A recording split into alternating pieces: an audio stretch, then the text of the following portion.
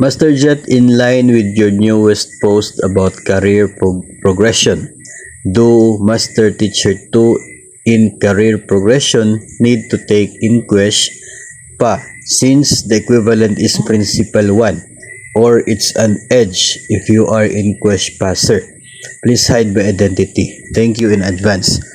So, para po sa mga Master Teacher 2, dito po sa atin pong career progression na expanded career progression for teachers, ang Master Teacher 2 po ay nasa linya ng classroom teachers. So, yung qualifying exam for school heads ay requirement para dito po sa kabilang linya, doon po sa school administration career line.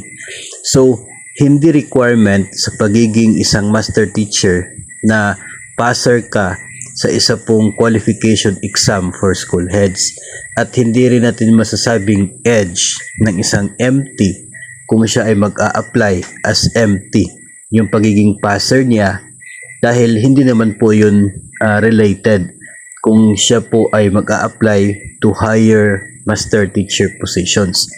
Medyo advantage sa kanya if meron siyang kagustuhan to shift from the classroom teaching career line to the school administration career line. Kasi sa school administration, ito pong mga school principal requirement na dapat passer ka.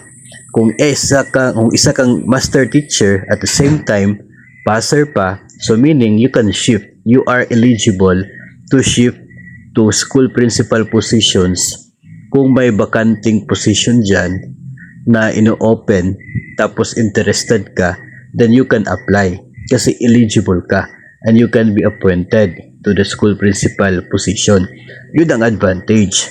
Pero kung mananatili si Master Teacher 2 sa pagiging dito po sa classroom teaching, Master Teacher up to Master Teacher 5, ay hindi po requirement yung pagiging passer at hindi po siya edge kung doon po na linya yung kanya pong a-applyan.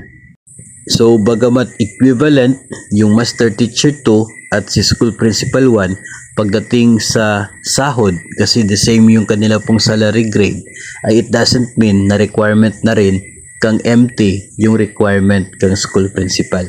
So, ganun po. Mag-separate kasi yung kanila pong career line ni Master Teacher at saka po the School Principal. Kung ang isang Master Teacher ay hindi siya passer sa qualifying exam for school heads, hindi siya passer, so it means na hindi siya eligible to apply and to be appointed to the school principal positions. So, kung gusto siya magpa-promote, tuloy lang siya doon sa pagiging Master Teacher up to MT5. Pero kung passer siya, then pwede siya dalawang options. Pwedeng tuloy-tuloy up to MT5, pwede ring mag-shift into school principal. So, yun po ang magiging senaryo.